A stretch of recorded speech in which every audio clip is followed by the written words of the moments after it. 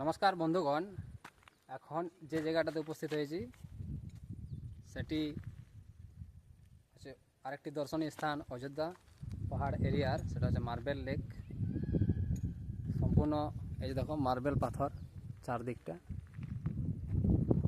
কারা কারা এসেছো এই জায়গাটি, কাদের পরিচয়, কারা ঘুরে গেছো কমেন্ট অবশ্যই বলো। আর খুব সুন্দর জায়গাটি বন্ধুগণ, এই যে দেখতেই পাচ্ছ তোমরা, চারদিকটা মার্বেল পাথর, এই জন্য এই জায়গাটির নাম মার্বেল লেক। এই যে জলরাশি, শান্ত জলরাশি, খুব সুন্দর। এই যে অনেকে এসে বাইরের থেকে ছবি তুলছে, ভিডিও করছে।